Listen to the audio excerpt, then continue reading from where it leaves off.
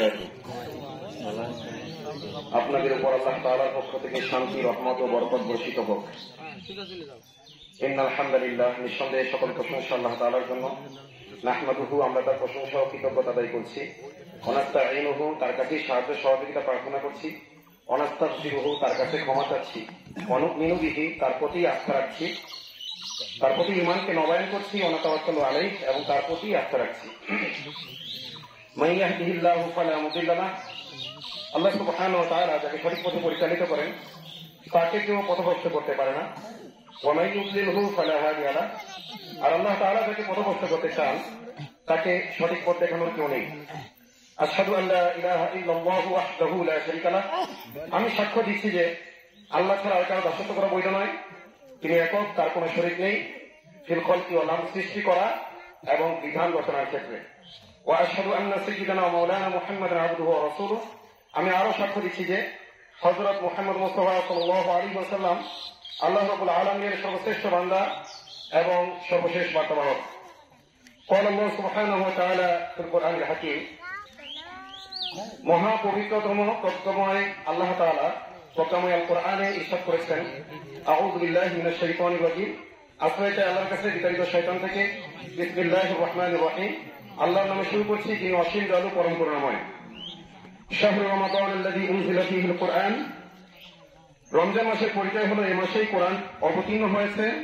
হুদাল লিন্নাস, মানব জাতির জন্য দিক নির্দেশনা স্বরূপ। ওয়াবায়্যিনাতিন মিনাল হুদা ওয়াল ফুরকান, এবং দিক নির্দেশনার পক্ষে সুস্পষ্ট প্রমাণাদি এবং সত্য মিথ্যা, হক বাতিল, ন্যায় অন্যায়, সুযুক্তি আর কুযুক্তির মাঝে পার্থক্যকারী। ফামান শাহিদা মিনকুমুশ শাহরা ফালিয়াসুমহু, সুতরাং যে কেউ এই মাসটি পায় সেজন্য সিয়াম সাধনা করে। ওমান কানা মারিদান আও আলা সাফারিন, তবে যদি কেউ অসুস্থ হয় অথবা সফররত অবস্থায় থাকে, ফাইদাতুম মিন আইয়ামিন উখর, তাহলে সে বছরের অন্য যে কোনো দিনে সংখ্যা পূর্ণ করবে, 29 বা 30 দিনের সংখ্যা পূর্ণ করবে। ইউরিদুল্লাহু বিকুমুল ইউসরা ওয়া লা ইউরিদু বিকুমুল উসর, আল্লাহ তাআলা দিনকে তোমাদের জন্য সহজ করতে চান, তিনি কঠিন করতে চান না। ওয়ালিতুকমিলুল ইদ্দাতা, যাতে তোমরা এই সংখ্যাটা পরিপূর্ণ করো। ওয়ালিতুকাব্বিরুল্লাহ আলা মা হাদাকুম, এবং সিয়াম সাধনের শেষে আল্লাহ তাআলা যেভাবে তার বরত্ব বর্ণনা করার আদেশ তোমাদেরকে দিয়েছেন, নির্দেশনা দিয়েছেন, সেভাবে তোমরা বরত্ব বর্ণনা করো। এর ব্যাখ্যা রাসূলুল্লাহ সাল্লাল্লাহু আলাইহি ওয়াসাল্লাম এভাবে বরত্ব বর্ণনা করতে বলেছেন, আল্লাহু আকবার, আল্লাহু আকবার, লা ইলাহা ইল্লাল্লাহু, আল্লাহু আকবার, আল্লাহু আকবার, ওয়া লিল্লাহিল হামদ। আল্লাহ বড়, আল্লাহ বড়, আল্লাহ ছাড়া আর কারো দাসত্ব করা চলবে না। আল্লাহ বড়, আল্লাহ বড়, আল্লাহ তাআলাই সর্বশ্রেষ্ঠ। সকল প্রশংসা ও কৃতজ্ঞতা একমাত্র আল্লাহ সুবহানাহু ওয়া তাআলা। ওয়ালাআল্লাকুম তাশকুরুন, এবং যাতে তোমরা কৃতজ্ঞ হও। অতঃপর আল্লাহ তাআলা বলেন, ওয়া ইযা সাআলাকা ইবাদি আন্নী ফাইন্নী করিব, আমার বান্দারা যখন আমার ব্যাপারে জানতে চায় আপনি বলে দিন আমি তাদের খুব কাছে আছি। উজিবু দাওয়াতাদ দাঈ, আমি আহ্বানকারী আহ্বানে সাড়া দিই। ইযা দাআনি, যখনই তারা আমাকে আহ্বান করে। ওয়ালিয়াস্তাজিবুনি, সুতরাং আমি যখন তাদেরকে ডাকি দিনের কাজে, সালাত সহ অন্যান্য কাজে যখন আমি তাদেরকে ডাকি তখন তারাও যেন সাড়া দেয়। ওয়ালিবিনুনি, এবং আমারই প্রতি ঈমান আনে, আস্থা রাখে। লাআল্লাহুম ইয়াশকুরুন, তাহলে তারা সৎ পথে থাকবে। সাদাকাল্লাহুল আলিয়্যুল আযীম, মহান আল্লাহ তাআলা সত্য বলেছেন। অসদাকা রাসূলুন নবিয়্যুল কারীম, তার সম্মানিত রাসূল সত্য বলেছেন। ওয়া নাহনু আলা যালিকা মিনাশ শাহিদিন ওয়াশ শাকিরিন, এই ব্যাপারে আমরা সাক্ষ্য দান করছি এবং কৃতজ্ঞতা আদায় করছি। আলহামদুলিল্লাহি রাব্বিল আলামিন, সকল প্রশংসা ও কৃতজ্ঞতার হকদার একমাত্র সমগ্র বিশ্বজগতের পালনকর্তা মহান আল্লাহ তাআলা। ইফতার কেন্দ্রীয় ঈদগাহে আগত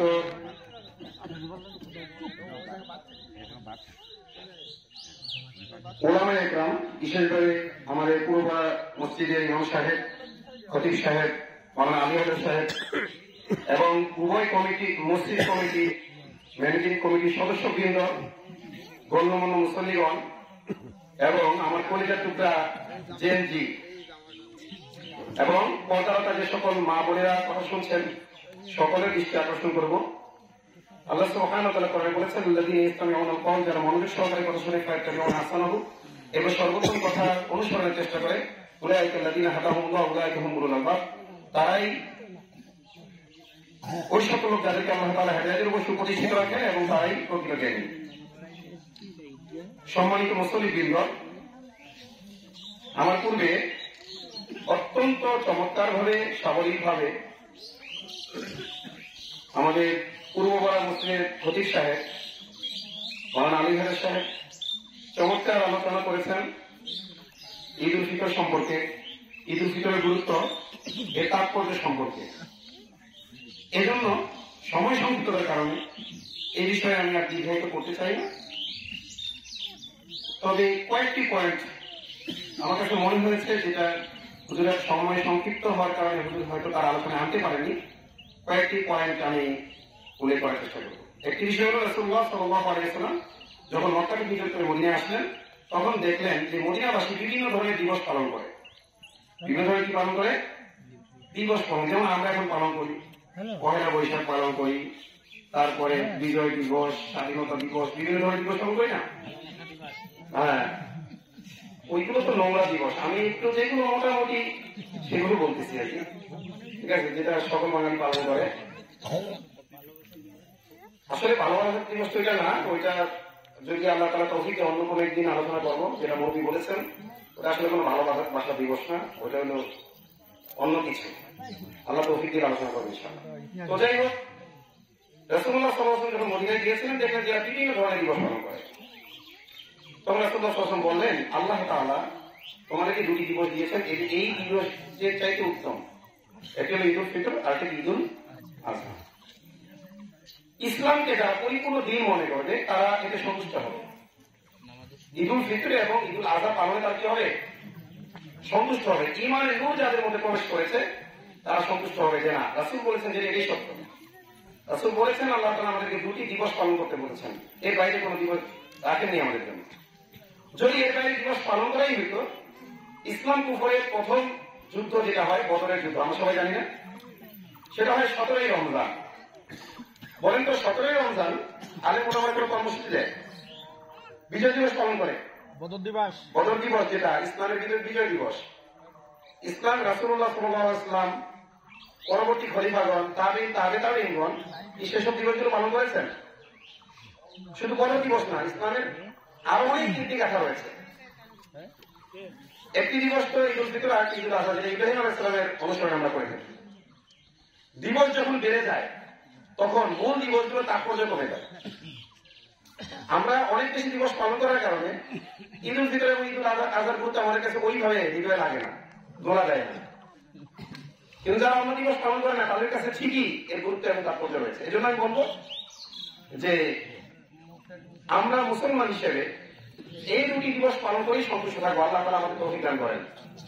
এবং এই দুটি দিবস পালন করতে হবে শরিয়ার নির্দেশনা অনুযায়ী। দেখা গেছে যে ছায়ানট, তারপরে আপনার বিভিন্ন সাংস্কৃতিক গোষ্ঠী ঈদ উল ফিতর উপলক্ষে বিভিন্ন ধরনের অপসংস্কৃতির আয়োজন করেছে। টেলিভিশনগুলোতেও বিভিন্ন ধরনের ঈদ উপলক্ষে নাটক, সিনেমা এগুলো দেখানো হবে। আচ্ছা বলেন তো, ঈদ কি শুধুমাত্র সংস্কৃতি নাকি ইসলামের বিধান? এটা ইসলামের বিধান, ইসলামিক সংস্কৃতি অবশ্যই, তবে ইসলামিক সংস্কৃতি পালন করতে ইসলামের বিধান অনুযায়ী। এজন্য আমি স্পষ্টভাবে বলছি, স্বাভাবিকভাবে নাটক দেখা, সিনেমা দেখা এটা হারাম, কিন্তু কেউ ঈদ উপলক্ষে দেখলে এটা কুফরি হবে। মাসালাটা বুঝতেছেন? স্বাভাবিক অবস্থায় নাটক, সিনেমা যেগুলো অশ্লীলতা থাকে, হ্যাঁ, যদি এমন হয় যে সেখানে শেখার কিছু থাকে, ইসলামিক কিছু থাকে এবং শরিয়া বিরোধী কিছু না থাকে, এরকম কন্টেন্ট দেখতে নিষেধ নেই। তবে এই সকল কন্টেন্টের মধ্যে শরিয়া বিরোধী কিছু আছে, বর্তমানে বেশিরভাগ টিভি সিনেমা যেগুলো হয় এগুলো শরীরের পক্ষে হয় না বিরোধী হয়? শরীরের নিচে নীতিমালা ফলো করে হয় না। এজন্য এগুলো দেখা অবশ্যই হারাম। তবে যদি কেউ ঈদ উপলক্ষে এগুলো দেখে, তার মানে সে কেমন যেন ঈদকে অসম্মান করলো, আমার বিধানকে কি করলো? অসম্মান করলো। এগুলোতে আমার বিরত থাকবো, যে কোনো ধরনের অপসংস্কৃতি বিরত থাকবো। তবে এর বিকল্প তৈরি করতে হবে আমাদের। আমি সফরে ছিলাম গতকাল, এসেছি মাগরিবের একটু আগে, নইলে হয়তো আগে যদি আমি সময় দিতে পারতাম কি কি বিকল্প আমরা আয়োজন করতে পারি। তারপর আপনারা এখনো করতে পারেন এটা। বিভিন্ন হালাল সংস্কৃতির আয়োজন করতে হবে, খেলাধুলার আয়োজন হতে পারে, বিভিন্ন প্রতিযোগিতার আয়োজন হতে পারে, সিরাত প্রতিযোগিতার আয়োজন হতে পারে, বিভিন্ন দিন প্রশ্নোত্তর এর প্রতিযোগিতার আয়োজন হতে পারে। অথবা আমাদের দেশি সংস্কৃতি যেগুলো আছে, হাডুডু কাবাডি খেলার আয়োজন হতে পারে, পর্দা কত ঠিক রেখে আর কি, শরীয়তে সীমা কি করে রক্ষা করে। তো যখন আমরা এই সকল হালাল বিনোদনে অভ্যস্ত হব, তখন এই হারামে আমাদের বাচ্চা কি হবে না, লিপ্ত হবে না। আর ঈদ মানে তো আনন্দ। ঈদ শব্দের অর্থ কি? একটা অর্থ হলো আনন্দ, আরেকটা অর্থ হলো যেটা বারবার আসে। ঈদ যেহেতু প্রতি বছর আসে এবং আনন্দের দিন, কিন্তু অত্যন্ত দুঃখজনক বিষয় হলো মুসলিম উম্মার প্রথম কেবলা বাইতুল মাকদিস, সেখানে ঈদের নামাজ চলা অবস্থায় ইসরায়েলিরা হামলা হয়েছে। অনেক নারী পুরুষ শিশু ঈদের নামাজ রত অবস্থায় সন্ত্রাসী ইসরায়েলি বাহিনীর হাতে নিহত হয়েছে গতকাল তাদের ওখানে ছিল। তো এখন আমাদের করণীয় কি? আল্লাহ তাআলা বলেন কোরআনে, ওমা লাকুম লা তুকাতিলুনা ফি সাবিলিল্লাহ, তোমাদের কি হলো, তোমরা আল্লাহর রাস্তায় যুদ্ধ করছো না। কি করছো না? এখানে কি বলেছেন? তোমরা কেন আল্লাহর রাস্তায় প্রাণ করছো না? আল্লাহ কি বলেছেন? লা তুকাতিলুন, তোমরা কেন যুদ্ধ করছো না।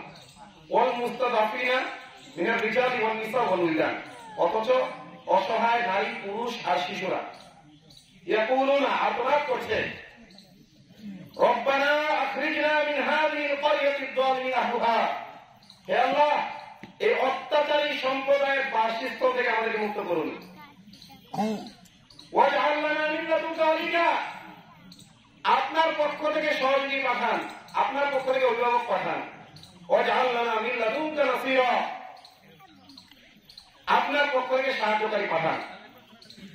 বিলিয়ন বিলিয়ন মুসলমান তারা আমাদের সাহায্যে গিয়ে আসছে না, আপনি আপনার পক্ষ থেকে পাঠান। অর্থাৎ দোয়ার ওয়েট করতে পারছে না। তো মাজলুমরা আমার কাছে ফরিয়াদ করছে, আপনার পক্ষ থেকে অভিভাবক পাঠান, আমাদের জন্য নিযুক্ত করুন, আপনার পক্ষ থেকে সাহায্যকারী আমাদের জন্য নিযুক্ত করুন। অথচ পুরো মুসলিম উম্মাহ তাদের পক্ষে কি যুদ্ধ ঘোষণা করেছে? আপনি দেখেন, ইসরায়েলকে আমেরিকা সাহায্য করছে এবং আমেরিকার নেতৃত্বাধীন ন্যাটো সাহায্য করছে, সর্বাত্মক সাহায্য করছে। আমরা অনেক সময় খুশি হই যে আমাদের সেনাবাহিনী অমুক দেশে যাচ্ছে, তমুক দেশে যাচ্ছে, অমুক মুসলিম দেশে যাচ্ছে। আমরা মনে করি যে হয়তো মুসলিমদের পক্ষে যাচ্ছে না, তার কাছে কার নেতৃত্বে? জাতিসংঘের নেতৃত্বে। জাতিসংঘ কাদের নেতৃত্বে চলে? আমেরিকার নেতৃত্বে। আর ইসরায়েলের সবচেয়ে বড় ছাতা কি? আমেরিকা। ইসরায়েলকে রক্ষা করছে কারা? এই আমেরিকা। তো আমাদের জরুরি ছিল মুসলিম শাসকগুলো এই ইসরায়েলের বিরুদ্ধে যুদ্ধ ঘোষণা করবে, কিন্তু তা তো নিজের কথা, নিজের দেশে ইসলাম নেই, নিজের দেশের সংকটকে আমরা কাটিয়ে উঠতে পারছি না। এখন আমরা বলার জন্য আমি যুদ্ধ ঘোষণা কেউ নই, সেই সক্ষমতা আমার নাই। আমি একজন সাধারণ মানুষ, কোরআনের বিধান জানা না। বিধান জানালে কি হয়? আমল করতে পারি আর না পারি, অন্তত অনুদক্ষতা তৈরি হবে। যেটা আমার উপর খরচ ছিল এটা আমি করতে পারছি না, অনুদক্ষতা তৈরি হবে, অনুশোচনা তৈরি হবে এবং সক্ষমতা অর্জনের মতো চেষ্টা আমরা করব। আল্লাহ তাআলা মুসলিম বিশ্বের শাসকদেরকে আল্লাহ হেদায়েত দান করেন, কাফেরদের ভয় অন্তর থেকে দূর করে দেন। আল্লাহ তাআলা অসীম ক্ষমতার অধিকারী, এটার উপর বিশ্বাস রেখে সন্ত্রাসী ইসরায়েল সহ বিশ্ব কুফার শক্তির বিরুদ্ধে যুদ্ধ ঘোষণা তৌফিক দেন। মুসলমানরা যখন জেগেছে, যখনই জেগেছে, যে যুগেই জেগেছে, তখন বিজয় কারা হয়েছে? মুসলিমরাই হয়েছে। কিন্তু এজন্য অমুসলিমরা সবসময় চায় মুসলমানরা যেন ডাকতে না পারে। আপনারা দেখেন, দীর্ঘ 16-17 বছর ফ্যাসিজমে আমরা আক্রান্ত ছিলাম না? কি বলেন? দল মত বিশেষে নিজের দল হোক আর বাইরের দল হোক, কেউই কি কথা বলতে পেরেছে? গঠনমূলক সমালোচনা কি করতে পেরেছে? নিজের দলের লোক কি কথা বলতে পেরেছে? আমাদের সাথে কথা হচ্ছে, আমাদের বলতে বলছে, এটা আসলেই বাড়াবাড়ি হচ্ছে, কিন্তু বলতে পারেনি, কথা বলতে পারে। কিন্তু জেন জি যখন জেগে উঠেছে, আল্লাহ সুবহানাহু ওয়া তাআলা অবস্থার পরিবর্তন করেছে না করেন? যুবক এবং তরুণরা যখন জেগে উঠেছে, আল্লাহ তাআলা অবস্থার পরিবর্তন করেছেন না? করেছেন। এই জন্য ওদের টার্গেট হলো মুসলিম উম্মাহকে ঘুম পাড়িয়ে রাখা এবং এর মধ্যে বিশেষভাবে টার্গেট করে ওরা যুবকদেরকে, যে যুবক এবং তরুণরা যেন জেগে উঠতে না পারে। এজন্য ক্রিকেট খেলার নামে পাবজির নামে কিংবা নেশা ছড়িয়ে দেওয়ার মাধ্যমে, মাদক দ্রব্য ছড়িয়ে দেওয়ার মাধ্যমে এবং চরিত্রহীনতা এবং অশ্লীলতা যত কাজকর্ম আছে, তাদের যুবকদের চরিত্র নষ্ট হয়ে যায়, তাদের নৈতিক ভিত্তি নষ্ট হয়ে যায়। এজন্য যা করা দরকার তাদের প্ল্যান আছে এবং সেই প্ল্যানগুলো আমাদের এই বিশেষ করে টার্গেট করে আমাদের মুসলিমদের যুবক। এই জন্য আজকের এই দিনে আমাদের বলি আজকে ঐক্যের দিন। আমরা ঐক্য করবো, ঐক্যটা কি একটা আদর্শিক হয় এবং আর একটা আদর্শের ভিত্তিতে হয়। আমাদের ঐক্যটা কিসের ভিত্তিতে হবে? ইসলামের ভিত্তিতে হবে, কোন দলের এজেন্ডার ভিত্তিতে না, কোন রাজনৈতিক মতবাদের ভিত্তিতে না, বরং আল্লাহ দিন ইসলামের ভিত্তিতে আমাদের ঐক্য হবে, কুফর ও শিরকের বিরুদ্ধে। আজকে আমাদের ঐক্য হবে কিসের ভিত্তিতে? ইসলামের ভিত্তিতে, কোরআনের ভিত্তিতে, সুন্নাহর ভিত্তিতে এবং কিসের বিরুদ্ধে? আল্লাহ দ্রোহীদের বিরুদ্ধে, সারা বিশ্বের কুফারদের বিরুদ্ধে। আল্লাহ তাআলা সারা বিশ্বের মুসলিমদেরকে আল্লাহ তাআলা হেফাজত করুন, সারা বিশ্বের কাফেরদেরকে যাদের হেদায়েত কপালে আছে তাদেরকে দ্রুত আল্লাহ তাআলা হেদায়েত দান করুন, তাদের হেদায়েত আল্লাহ ত্বরান্বিত করুন এবং যাদের কপালে হেদায়েত নাই তাদেরকে আল্লাহ ধ্বংস করুন, তাদের ঐক্যকে চূর্ণ বিচূর্ণ করুন। বিশেষ করে আমি যুবক ভাইদের প্রতি আবেদন জানাইব, আমার তরুণ ভাইদের প্রতি আবেদন জানাবো, আমার কলিজার টুকরা প্রিয় যুবক এবং তরুণ ভাইরা। রাসূলুল্লাহ সাল্লাল্লাহু আলাইহি ওয়াসাল্লাম বলেছেন কিয়ামতের দিন 5টা প্রশ্ন হবে, তার মধ্যে একটা হবে জীবন সম্পর্কে, আরেকটা হবে যৌবন সম্পর্কে। জীবন সম্পর্কে প্রশ্ন করলে যৌবনের কথা চলে আসে, তারপরে বিশেষভাবে যৌবন সম্পর্কে কেন প্রশ্ন করবেন আল্লাহ তাআলা? তার মানে যৌবনের অনেক দাম। আপনার এই যৌবনের সময়ে আপনি যদি আল্লাহর ইবাদত করতে পারেন, ইসলামের পক্ষে কাজ করতে পারেন, তাহলে এটা আল্লাহ তাআলা কবুল করবেন এবং অনেক বেশি ফলপ্রসূ হবে আপনার দিন এবং দুনিয়ার জন্য, দেশের জন্য, জাতির জন্য, সবাই উপকৃত হবে। পরিশেষে আমি একটি ঐক্যবদ্ধ কোরআন সুন্নাহর আলোকে ঐক্যবদ্ধ বাংলাদেশ কামনা করছি। আমরা যে সামনের কথা বলি, বৈষম্য বিরোধীদের কথা বলি, আমাদের বৈষম্য বিরোধী ভাইরা বাংলাদেশটা বেশিরভাগ মুক্ত করেছে ঠিক, কিন্তু বৈষম্য বিরোধিতা উপহার দিতে পারে নাই।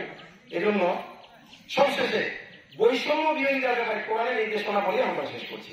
আল্লাহ তাআলা বলেছেন, কুল হে নবী বলুন, তাআলাউ ইলা কালিমাতিন সাওয়াইন বাইনানা ওয়া বাইনাকুম, আসো এমন এক মন্ত্রের দিকে, এমন এক কালিমার দিকে, এমন এক মূলনীতির দিকে যেই মূলনীতি বৈষম্যহীন। সাওয়াইন বাইনানা ওয়া বাইনাকুম, যেই মূলনীতির মধ্যে কোনো কি নাই, বৈষম্য নাই, তোমাদের আমাদের সবার মধ্যে বরাবর। সেই মূলনীতি হলো আল্লাহ না'বুদা ইল্লাল্লাহ, যে আল্লাহ ছাড়া আর কারো দাসত্ব আমরা করব না। ওয়ালা ইয়াত্তাখিযা বা'দুনা বা'দান আরবাবা, এবং আল্লাহ ছাড়া অন্য কাউকে আমরা বিধানদাতা রূপে মানব না। মানুষ যখন মানুষের জন্য বিধান মানবে, তখন সে তার নফসের প্রতারণার কারণে হোক, শয়তানের ধোঁকার কারণে হোক, জ্ঞানের কমতির কারণে হোক, সে নিজের সেফ এক্সিট বের করে রাখার চেষ্টা করবে না। চোর যার ভিতরে চুরি প্রবণতা রয়েছে, অপরাধের প্রবণতা রয়েছে, তাকে যদি আইন মানলে দেওয়া হয়, তাহলে সে আইন এমন ভাবেই মানবে যে অন্য ধরা খেলে আমিও তোদের কি করতে পারি, বের হতে চেষ্টা করবে কি করবে না। এই জন্য আল্লাহ সুবহানাহু ওয়া তাআলা আইন প্রণয়নের দায়িত্ব মানুষের হাতে দেন নাই। আল্লাহ বলেছেন, আলা লাহুল খালকু ওয়াল আমর, সৃষ্টিটার বিধান চলবে তার। আমি স্পষ্টভাবে ঘোষণা করতে চাচ্ছি এখানে, সেটা হলো একটা মাসলা বলছি, সেটা হলো এই যে কথা আল্লাহ কোরআনে বলেছেন, সেটা সারমর্ম হলো আমাদের সবাইকে মুসলিম হিসেবে শরিয়া আইন চাইতে হবে। কি চাইতে হবে? শেখ আহমদুল্লাহ এই কথা স্পষ্ট বলতেছেন যে যে শরিয়া আইন চাইবে না, কি চাইবে না, যে শরিয়া আইন চাইবে না, তার মুসলিম থাকার কোনো সুযোগ নেই। আজকে ঈদের দিন, আজকে আল্লাহ তাআলা ক্ষমা করবেন আমাদেরকে, তো এটার জন্য পূর্ব শর্ত হলে মুসলমান হইতে হবে। মাহে রমজানের রোজাগুলো তো ঠিকঠাক করে রাখতে হবে, যেটা ইমাম করেছেন, সাথে মুসলিম হইতে হবে। আর মুসলিম হওয়ার পূর্ব শর্ত হলো আপনাকে মনে প্রাণে আল্লাহর বিধান, আল্লাহর জন্য বাস্তবায়ন হোক, এটা চাইতে হবে। আপনি পারেন না পারেন, কিন্তু আল্লাহর জমিনে আল্লাহর বিধান বাস্তবায়ন হোক। ব্যক্তি জীবন, পারিবারিক জীবন, সামাজিক জীবন, রাজনৈতিক জীবন, আন্তর্জাতিক জীবন, জীবনের সকল ক্ষেত্রে আল্লাহর বিধান বাস্তবায়ন হোক, এটা যে কামনা করে সে হলো মুসলিম। আমলে তুমি থাকতে পারে, আর এটা যে কামনা করে না সে কাফের। সে ঈদ করুক আর যাই করুক, তার কোনো আমল গ্রহণযোগ্য হবে না। আল্লাহ সুবহানাহু ওয়া তাআলা আমাদের সকলকে আমাদের এই ঈদের থেকে শিক্ষা নিয়ে শরিয়া আইন বাংলার জমিনে বাস্তবায়ন দিকে এগিয়ে যাওয়ার তৌফিক দান করেন। আমিন। আসসালামু আলাইকুম ওয়া রাহমাতুল্লাহি ওয়া বারাকাতুহু।